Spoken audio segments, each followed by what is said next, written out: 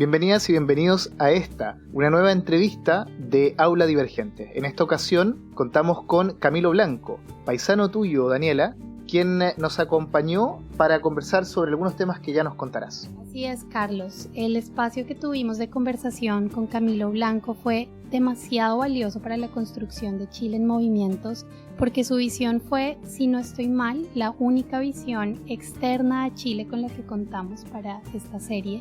Él, al ser colombiano, nos pone de relieve la comparación entre el sistema chileno y el sistema colombiano. Nos da una serie también de aprendizajes que se pueden entender desde el contexto colombiano acerca de la inclusión del derecho de la educación en una constitución que funciona en un contexto predominantemente neoliberal. Así que es una conversación muy interesante que queremos compartir con ustedes, que les invitamos a que escuchen a continuación. Mi nombre es Camilo Blanco, yo soy de formación de base abogado, estudié una maestría en políticas públicas y desarrollo territorial en la Universidad de Grenoble de Francia y estudié argumentación jurídica en Alicante. Durante, yo creo, los últimos 15 años he trabajado en temas educativos en Colombia, sobre todo en temas de educación superior y en temas de educación media y básica en la Secretaría de Educación de Bogotá. Hace poco creé un grupo de investigación en temas educativos en Bogotá que se llama La Educación al Derecho, que investiga temas como administrativos, jurídicos, financieros y de política pública del derecho a la educación, y actualmente dirijo el Observatorio de Dinámicas Sociales y Urbanas de Cartagena. Es un poco mi recorrido en la educación también. Increíble, buenísimo. Bueno, y con base en todos estos estudios y en tu experiencia que tienes siendo abogado y teniendo además toda esta experiencia en este mundo cultural, social y educativo, ¿cómo tú podrías definir qué es el derecho a la educación? Sí, mi cercanía efectivamente al derecho a la educación es más desde una perspectiva jurídica, de política pública y digamos desde el punto de vista financiero. Los estudios que nosotros hemos hecho y que hicimos en el grupo al derecho a la educación o de la educación al derecho eran desde estas tres perspectivas, digamos, una perspectiva de política pública, una perspectiva jurídica y una perspectiva financiera. Y desde ahí, digamos, desde este nicho, yo te puedo hablar. En eso, específicamente, pues como abogado de mi formación de base, pues yo veo el derecho a la educación como un derecho humano, ¿cierto? Reconocido por los documentos internacionales que todos conocemos, y específicamente como un derecho fundamental, es decir, un derecho que tiene una garantía reforzada, y en el caso de todos los países de América Latina, por vía de amparo o por vía de tutela, es un derecho que se ha venido abriendo camino como un derecho fundamental. Y creo yo que la ejemplificación o la concepción que hace Tomasewski del derecho a la educación es muy adecuada, es decir, entender el derecho a la educación desde la disponibilidad, desde el acceso, desde la adaptabilidad y la aceptabilidad, desde las famosas 4 AES. Me explico. Desde la disponibilidad, que el Estado tiene la obligación de crear, financiar instituciones educativas y también de permitirle a los particulares la libertad de participar y de fundar establecimientos educativos. Desde la accesibilidad, es decir, desde la idea de no discriminación, aceptabilidad material, aceptabilidad económica, permitir o garantizar esas condiciones de transporte escolar, servicios administrativos, restaurantes escolares y sedes educativas adecuadas para los niños y niñas de nuestros entornos. Desde la adaptabilidad, que creo que es uno de los retos más importantes en Colombia y de la educación rural en Colombia, es la permanencia e interés económico de las instituciones educativas y la permanencia del libre desarrollo de la personalidad de los estudiantes y las estudiantes de nuestro medio. Y el último aspecto, que es la aceptabilidad, es el componente que implica la calidad y la idoneidad de los docentes y todo el reto, sobre todo, que tenemos en todos los países de la región, en garantizar, además del acceso, es decir, que todos tengamos acceso a la educación superar eso y garantizar además el acceso a una educación con calidad, que es el componente de la aceptabilidad. Entonces, en esos tres términos o en esos cuatro dimensiones entiendo yo el derecho a la educación desde la perspectiva que plantea Tomás Esqui, que me parece a mí que es una perspectiva integral y que logra definir, por lo menos desde el punto de vista institucional, el derecho a la educación, ello sin olvidar, por supuesto, la dimensión que ha cogido tanta fuerza en los últimos años a través de los estudios de la neurociencia y es todas las dimensiones de las habilidades y las competencias del siglo XXI y las habilidades blandas que muchas veces nuestros sistemas educativos olvidan o ponen como materias de relleno. Y creo que, por ejemplo, en el caso de Bogotá, cuando nosotros estuvimos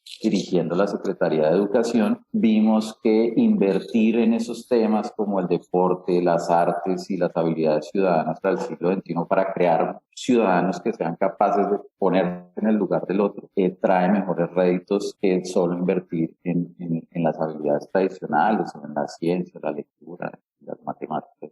Desde esa parte holística veo yo un poco el derecho a la educación. Camilo, en tu mirada acerca del derecho a la educación, decías que es un derecho fundamental que cuenta con mecanismos de protección, resguardo en general en los países latinoamericanos. Entonces, desde esa perspectiva, la pregunta que tenemos es si acaso el derecho a la educación se ejerce debidamente en los países de Latinoamérica, si conoce algún ejemplo de país donde eventualmente esto no ocurra. Y relacionado con esto, ¿qué factores extrajurídicos, socioculturales quizás influyen en que el derecho a la educación no se pueda ejercer debidamente en alguno de los países de la región? Pues digamos, si nos vemos en las pruebas estandarizadas, pues la respuesta es muy obvia, ¿no? Y es que estamos muy lejos de una garantía efectiva del derecho a la educación en todos los países de la región. Digamos que quienes puntúan de una mejor manera son Chile, Argentina y Uruguay, pero seguimos estando muy lejos de la media de los países de la OCDE en términos de calidad. Y una cosa que es muy diciente de nuestro sistema educativo,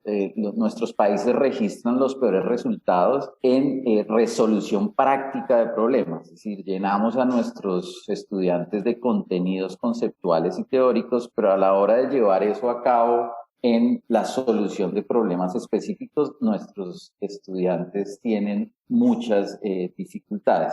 Ya me parece que hay una característica, uno de los textos que hay en Colombia muy famoso sobre el derecho a la educación es precisamente una comparación que se hizo entre 6 ciudades capitales de América Latina y la conclusión de ese texto, que es un texto de justicia, de Rodrigo Primni y de otros autores de esta organización de justicia y el IDER, determinan que sociológicamente la característica de los países, de los sistemas educativos de América Latina, es precisamente que la educación sirve como mecanismo diferenciador en el sistema educativo y no al revés como lo hacen, por ejemplo, los sistemas educativos europeos. Me explico, donde uno nace y la oportunidad educativa a la que uno tiene acceso, que en general en nuestros países de América Latina es a instituciones privadas, determina lo que llama hoy la UNICEF mi trayectoria académica o mi trayectoria educativa y lo que va a determinar después el acceso a buenos o malos empleos y a un buen desarrollo o un mal desarrollo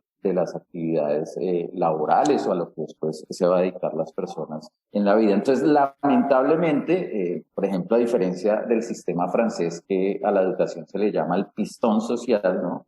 Una educación garantizada de manera universal, gratuita en todos los niveles, pues la concepción en un país como Francia o como el sistema alemán es que a través de la educación yo puedo tener un pistón social que me va a ir igualando de alguna manera en esa trayectoria educativa. Eso funciona diametralmente opuesto en nuestros países de América Latina y es que es nuestro mecanismo diferenciador desde muy chiquitos, desde la educación inicial o por ejemplo en el caso de Chile de la educación parvularia.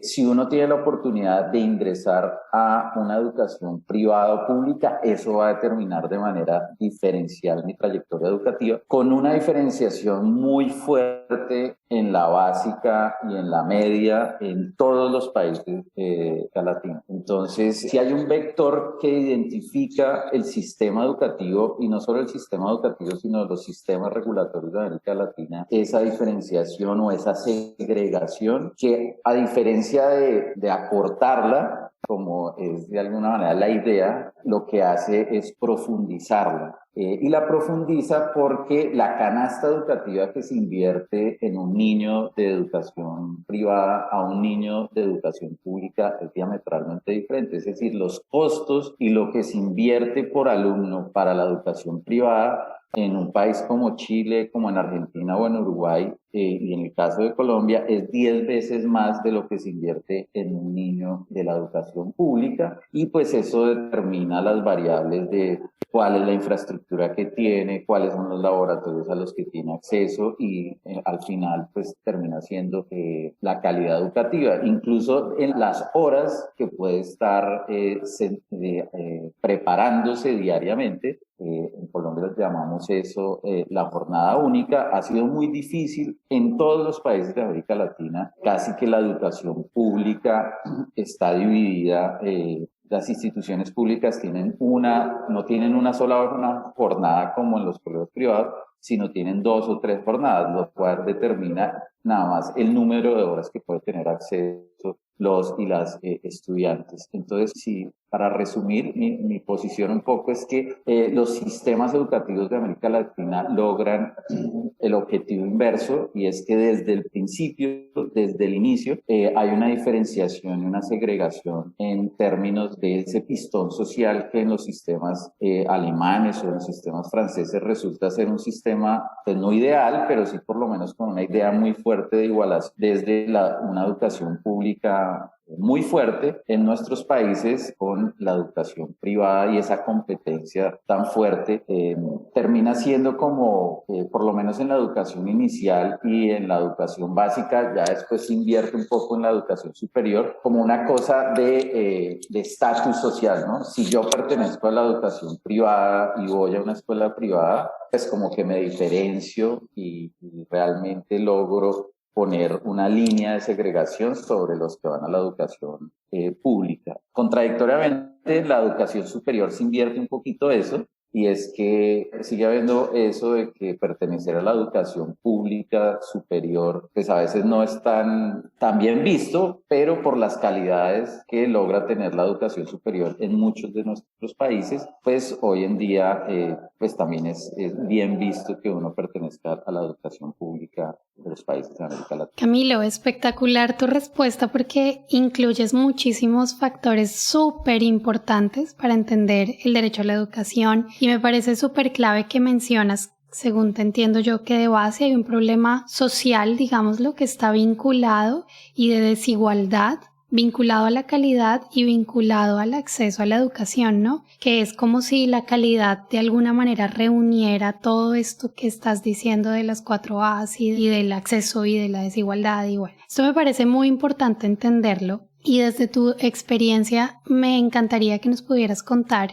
qué factores tú ves en Latinoamérica, factores sociales, factores económicos, financieros, incluso estructurales, jurídicos, que puedan influir en que esta desigualdad social esté así de vinculada con la educación en nuestros países. Bueno, Daniela, muy coloquial, digo que la pepa del mango está en el tema de la financiación. Digamos, una educación de calidad no se hace sin plata, y eso implica no porque seamos países pues con algunos problemas económicos, eso no implica que no podamos tener una buena educación. Lo que implica es que no hay voluntad política, creo yo, en todos nuestros países de América Latina. Lo que falta, y se ha demostrado que cuando se logran movilizaciones sociales como la que hubo en Chile desde el 2019 con el estallido social, o en el caso de Colombia también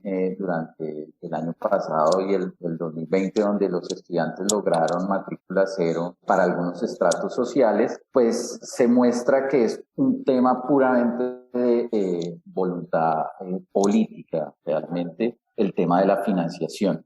Y a mí me parece que hay ahí detrás un interés de las clases dominantes en nuestros países de no tener muy educado a la ciudadanía y sobre todo sobre aspectos ciudadanos, porque eso implica muchas cosas sobre los cambios políticos y que no se vea como natural el problema de nuestros países de la segregación en términos sociales y que no se vea natural la desigualdad social en nuestros países y que las personas y los ciudadanos se empiecen a cuestionar sobre ello. Entonces creo que el primer aspecto a destacar allí, Daniela, de tu pregunta, es el tema de la segregación, insisto, y de la falta de financiación, digamos que y la falta de financiación es un tema de voluntad política y uno lo ve en los dos extremos, digamos, tanto en la educación inicial. Todos los que trabajamos con los temas educativos sabemos que los primeros años clave de desarrollo, y ya lo han probado miles de estudios de neurociencia, son los primeros 5 años. Y en esos primeros 5 años, si tú revisas todos los sistemas legales de América Latina, no son obligatorios los 5 años. En el caso colombiano hay un gran vacío y una omisión legislativa sobre la financiación o la obligatoriedad del Estado en financiar la educación, y en el caso colombiano tú encuentras una política pública muy complicada en términos de una diferenciación muy rara, en términos de que encuentras como 4 políticas públicas diferentes de financiación de la educación inicial, con unos estándares muy buenos en algunos casos y muy malos en otros para los mismos niños, digamos, para los mismos niños de ciudadanía colombiana. Y así también lo encuentras, por ejemplo, en el caso chileno, donde solo es obligatorio 1 o 2 años de la educación inicial, y eso pasa en todos los países de América Latina. Y por el otro lado, en la educación superior, pues se convierte eso en un embudo en el de que básicamente colocando un promedio, solo el 30% de nuestros ciudadanos ingresan a educación superior de buena calidad. Entonces, en ello creo yo que uno de los primeros problemas es un problema de financiación que pasa por la voluntad política de los gobiernos y los intereses de las oligarquías de nuestros sistemas de mantener educada o no a la población. Ahí es evidente un interés de no mantenerla educada. Y lo segundo es un tema cultural. Es un tema cultural de que hay un cierto orgullo por diferenciarse de la masa que no es educada. Entonces, y tenemos términos muy despectivos en todos los países de América Latina. Los mexicanos dicen la chacha, los colombianos decimos los ñeros, y es como una idea de diferenciarnos las personas que tenemos de alguna manera la suerte de nacer en una familia educada, que eso es una determinante, ¿no? Que también está probado. Si los padres tienen una educación superior, los hijos van a tener, digamos, las mismas oportunidades y mejores. Mientras que los niños y niñas que nacen en hogares sin educación, pues su trayectoria académica va a ser muy parecida a la de sus padres. Entonces, esa idea un poco vergonzante de diferenciación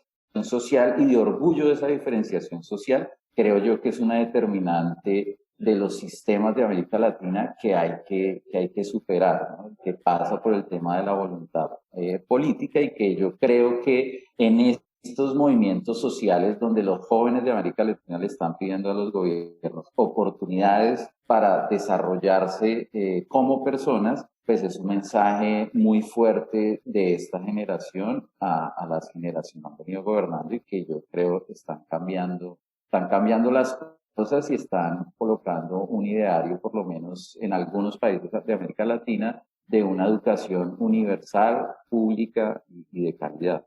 Bueno, precisamente ese fue el lema de las movilizaciones estudiantiles de 2011 en Chile. Educación pública, gratuita y de calidad. Movilizaciones que estuvieron antecedidas por una en el 2006 y que están, pareciera, bien conectadas con las del 2019 que abrieron el proceso constituyente chileno. En este sentido, quería preguntarte qué significa, crees tú, para la región el proceso constituyente chileno? ¿Qué podría implicar en cuanto a cambios en materia de regulación del derecho a la educación que pudieran servir quizás como ejemplo para el resto de los países de Latinoamérica? Yo creo que es un mensaje muy fuerte, Carlos, porque como tú lo anotas, siempre tratamos de pensar un poco desde afuera que esto es un proceso muy reciente del estallido social de 2019, y no, realmente es un proceso que se viene presentando desde el año 2006, que se agudizó en el 2011 y que fue mucho más fuerte en el año 2019, donde los estudiantes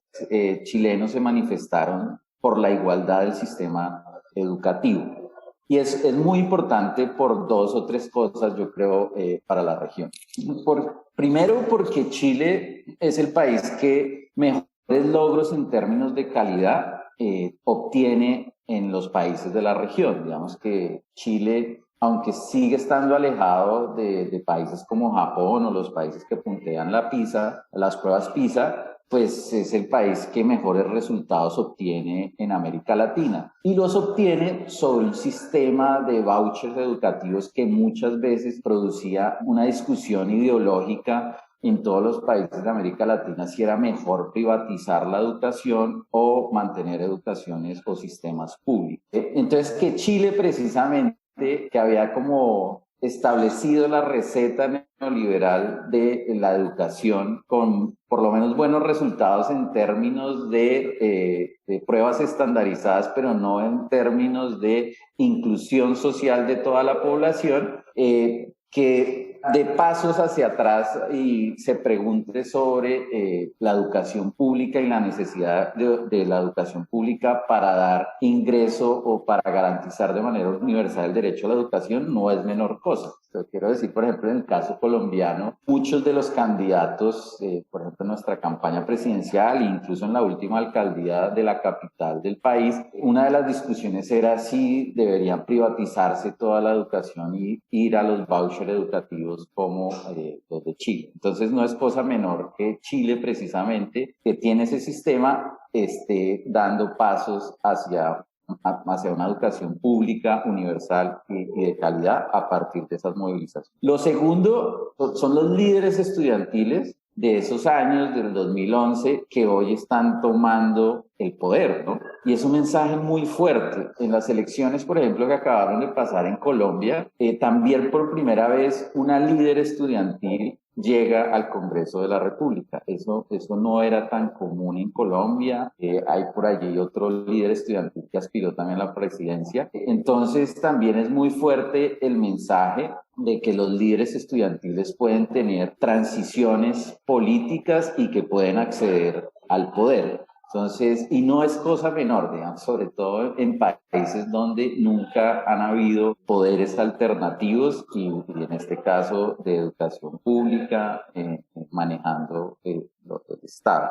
Y el tercero es un mensaje en términos sociales, ¿no? Un mensaje, lo que decía yo, de atacar esa idea orgullosa de desigualdad, porque en últimas lo que yo siento es que nos sentimos orgullosos. Hoy en día en Colombia se está acuñando una frase por una de las candidatas presidenciales de los nadies y las nadies, que es un poema de Eduardo Galeano en Colombia, que hace alusión a esa idea de esas personas que, por ejemplo, dice el poema, no hablan idiomas sino dialectos, no hacen arte sino artesanías. Esas personas que no tienen nombres sino son un número estadístico, esas personas que nos acostumbramos a que no tengan oportunidades y no tienen oportunidades desde la trayectoria educativa que les marcamos, por donde simplemente nacen. Es una cosa de azar de dónde nace. Entonces, me parece a mí que todas esas reflexiones que se están dando a partir del sistema, precisamente el sistema educativo chileno, que era el que teníamos para mostrar en América Latina, pues en sí mismo eso es muy interesante y está haciendo reflexionar evidentemente a toda la América Latina, y en el colombiano está haciendo muy evidente, porque siempre se veía como, mire, pero la educación privatizada sí funciona, porque vea el caso chileno. Buenísimo. Buenísimo. Pues aquí tenemos una última pregunta, Camilo, y es pensando muy a propósito de todo lo que estás haciendo ahorita de hacer un referente desde Colombia. Y yo pienso que desde Colombia, de pronto porque soy colombiana, pero cuando yo estudio el caso chileno, creo que desde Colombia podemos entender lo que significa tener una lógica como ciudadanos, una lógica neoliberal. ¿Sí? Mezclada con muchas cosas porque eso es un revuelto ahí, pero hay una lógica neoliberal que prioriza lo privado de fondo, ¿no? Es como una lógica que viene ahí. Y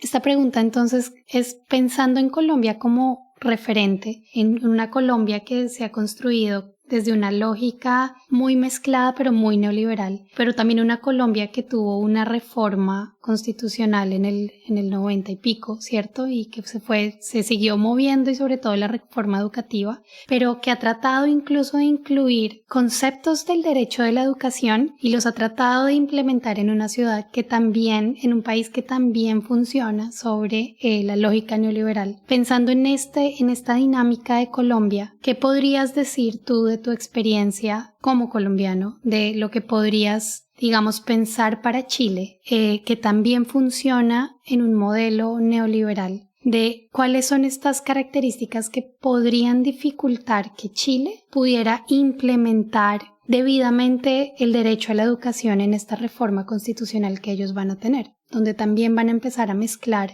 esta lógica ciudadana hacia lo privado con el derecho a la educación que se quiere implementar en la reforma. Como tú desde Colombia, lo reparafraseo, como colombiano, ¿qué aspectos podrías pensar que pueden ser conflictivos para esa implementación al mezclar esos dos mundos? Sí, digamos que el problema de la génesis de toda la lógica neoliberal en la educación es la idea de pensar la educación como un negocio. Son dos ideas incompatibles, creo yo, desde su inicio: la educación pues, como derecho, o la educación como negocio.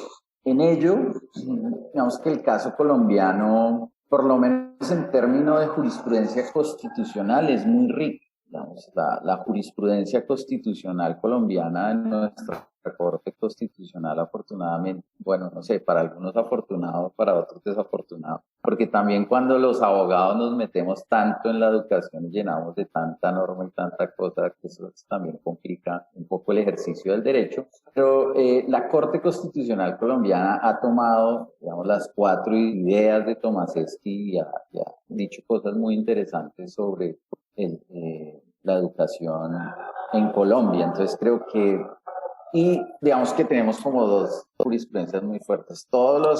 Las 4 A de Tomasewski sobre la jurisprudencia del derecho a la educación en general, y una jurisprudencia muy rica en temas de autonomía universitaria, que me parece que es una discusión muy fuerte y que tiene que dar muy fuertemente la educación superior en Chile, que su autonomía no era muy clara, no ha sido muy clara, por lo menos hasta esta reforma que van a tener en la Constitución. Entonces, sobre esa experiencia colombiana de que de todas maneras nosotros tenemos educación privada y educación pública, lo que uno pudiese destacar es que hay una continua reflexión sobre la educación pública, o sobre el impulso de la educación pública y la financiación de la educación pública, que es muy parecido a como se está presentando en Chile. Y me parece que el reto y la pregunta que se están haciendo es válida, y es sobre el tema de la calidad. Porque siempre tenemos en el imaginario que lo privado es mejor porque es más eficiente, la plata rinde más y tiene mejores resultados en materia educativa. Incluso sacrificando condiciones laborales de los profesores. Entonces, hay veces es una cosa muy contradictoria, y es que les pagan mejor a los profesores de la educación pública, le pagan mucho menos a los profesores de la educación privada, con contratos laborales muy paupérrimos, pero los resultados en pruebas estandarizadas terminan siendo mejor muchas veces de la educación privada o de la educación pública. Pero eso también es una trampa, porque la educación privada que obtiene esos mejores resultados y que mantiene ese imaginario es un porcentaje menor. Siempre decimos que tenemos que cerrar las brechas entre educación pública y privada, y no es tan así. porque si uno revisa el 80% de la educación privada en nuestro país es de muy baja calidad y solo una educación privada muy corta, que es alrededor del 20%, es la que obtiene unos muy buenos resultados. Entonces creo que el reto y hacia lo que tenemos que ir es hacia la universalización de acceso, porque muchas veces damos por contado que ya tenemos resuelto. En el caso chileno, sí en la educación inicial y en la educación básica y media, en el caso colombiano no tanto, pero sobre todo atacar los dos extremos.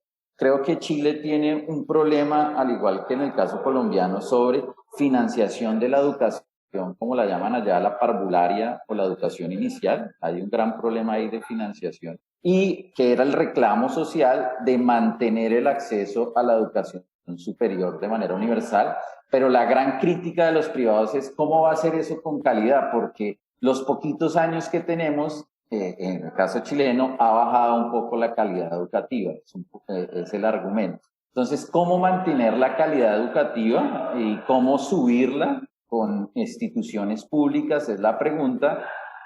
Y es también sobre la idea de que los profesores de la educación pública acepten ser evaluados, ¿sí? Entonces, creo que los retos pasan por sí, ir progresando, digamos, que se llama en la educación la progresividad educativa, mantener una progresividad en términos de universalidad, pero manteniendo la calidad y la calidad pasa porque nuestros docentes permitan ser evaluados, y cómo se hace esa evaluación es una gran cuestión. Y lo tercero es cómo hacemos procesos de garantizar la educación como una educación integral, no solo de matemáticas, ciencias, sino de habilidades ciudadanas del siglo XXI o habilidades blandas, que pasa por, en lo que es experto Carlos, cómo moldeamos los sentimientos de las personas y de los ciudadanos para que se pongan siempre en el lugar del otro. Ese es uno de los grandes retos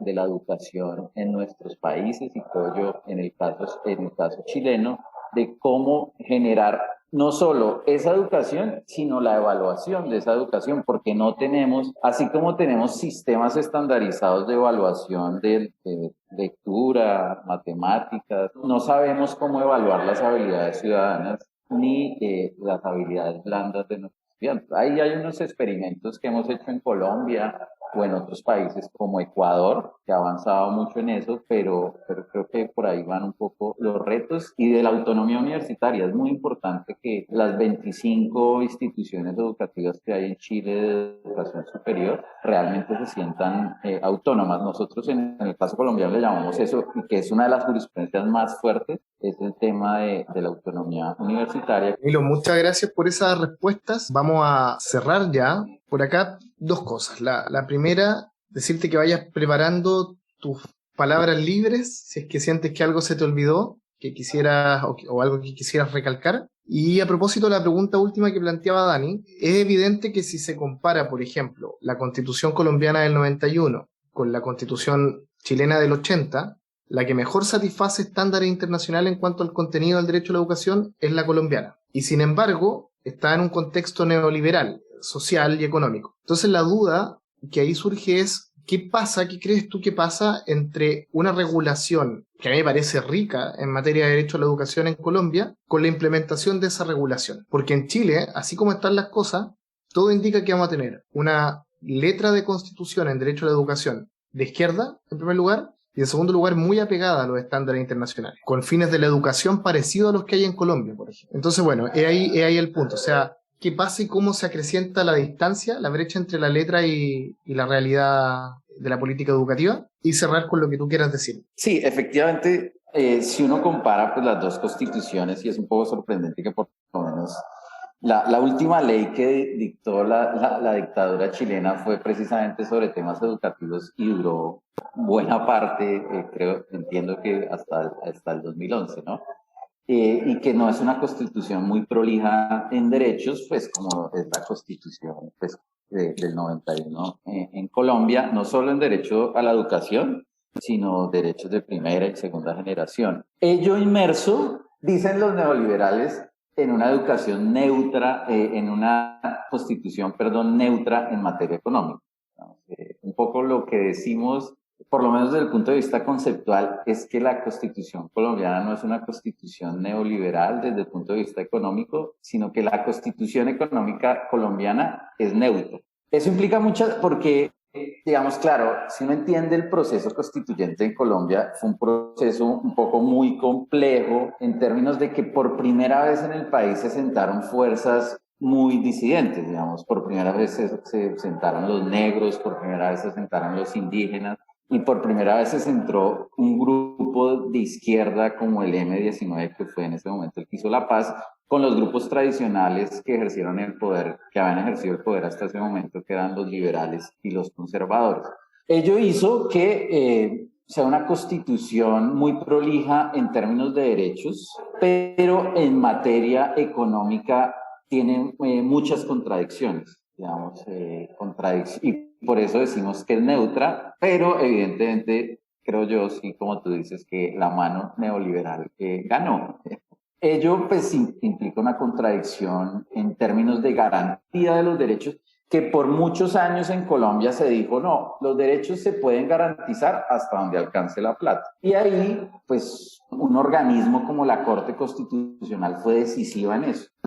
Un poco parafraseando a Working, la Corte Constitucional colombiana dijo, hay que ser irresponsable en materia económica para garantizar los derechos. Y se formó una discusión entonces, e incluso eso se vio reflejado institucionalmente. Una ortodoxia muy neoliberal de la Escuela de Frankfurt en el Banco de la República y unos abogados muy comprometidos en los temas sociales en la Corte Constitucional. Entonces, por un lado, los copresidentes del Banco de la República en Colombia, que es también una autoridad independiente, pero muy marcados sobre la defensa de todos los postulados de la Escuela de Frankfurt, decían, no, es que ustedes son muy responsables y es muy antidemocrático las decisiones que toman en defensa de los derechos porque están poniendo en riesgo la macroeconomía del país. Y por otro lado, magistrados de la Corte Constitucional que decían, sí, nos tenemos que autorregular, pero para tomarse en serio los derechos que están en la Constitución hay que ser un poco irresponsables en materia económica, y eso institucionalmente se vio reflejado y eso no se ha resuelto, digamos, esas contradicciones que hay en la Constitución económica de la Constitución no se ha resuelto del todo. La ortodoxia económica del país no ha renunciado a eso y, por ejemplo, colocaron hace poco, lo elevaron a rango constitucional, que una cosa que se llama la regla fiscal, y es que cualquier decisión desde el punto de vista de garantía de los derechos no puede poner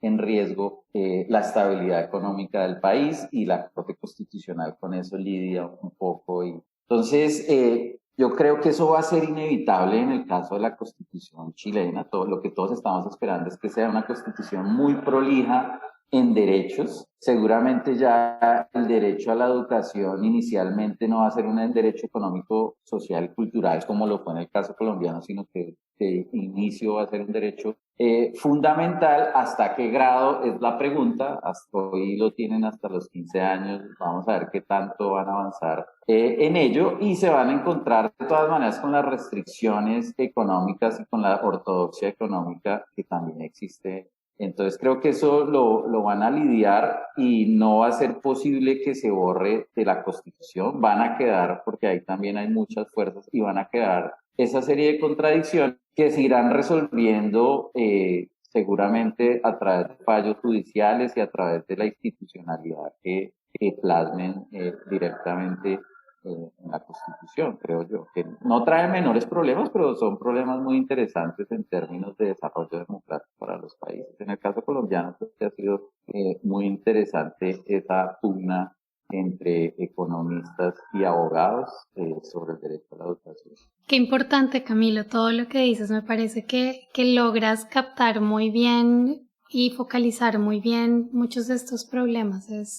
Realmente parece muy chévere todos los aportes que has dado, porque tienes una visión muy como holística, muy integrada de la situación, y de verdad creo que es un gran aporte para el episodio que estamos construyendo. Sí, pues mi visión, digamos que lo que me critican es una visión muy institucionalista en términos de derecho y financieros, muy poco pedagógica, ¿no? Digamos, yo no me acerco mucho a la educación desde los temas pedagógicos y eso nos criticaban un poco desde el grupo de investigación, pero creo yo que para finalizar estos temas de la educación para el caso de América Latina tienen que ser abordados como desde 3 perspectivas y es un poco lo que yo he querido hacer desde mi trabajo.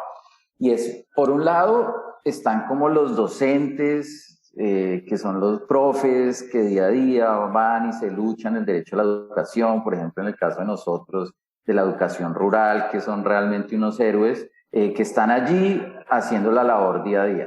Por otro lado están las universidades, están los académicos que están escribiendo papers y cosas sobre reflexiones del derecho a la educación. Y por otro lado están los burócratas de la educación, que son las personas que dirigen la política pública educativa digamos, desde la política pública. Y esos 3 nichos yo veo que no se dialogan mucho en nuestros sistemas. Digamos, los profes de aula ven con desconfianza a los investigadores de la universidad y dicen que usted que me viene a hablar de educación si usted nunca ha ido a un aula con un niño, y pues los burócratas sí que peor miran con desconfianza a los otros. Y lo que yo creo es que esos 3 nichos que garantizan el derecho a la educación deben dialogar más y deben crear espacios de reflexión para una mejor garantía del derecho a la educación, y eso tendría que estar sucediendo, por ejemplo, en el caso chileno. Cómo discutir el derecho a la educación y cómo hacer un buen artículo, unos buenos artículos de reglamentación del derecho a la educación, creo yo que tienen que ser desde esas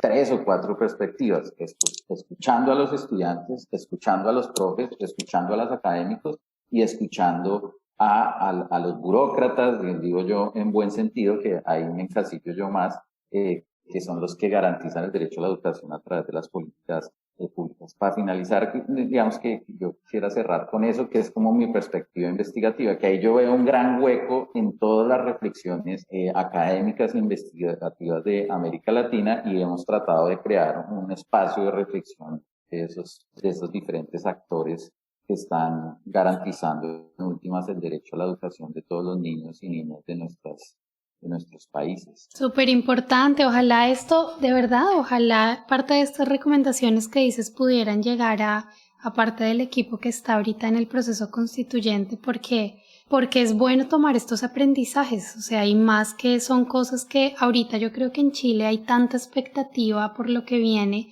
que es un momento en el que no se puede desaprovechar la confianza ni de la gente ni de las instituciones puestas en este proceso, sino como soportar esa confianza con procesos muy bien hechos, porque en el caso de Colombia lo que tú mencionas, una vez esos vínculos se rompen, después es muy difícil, toca reiniciar y ese reinicio es muy duro para poder legitimar el proceso, así que ojalá de verdad esto pudiera llegar a parte del proceso. Muy, muy interesante, Camilo. Muchísimas gracias. No, Daniela, a ustedes por la invitación.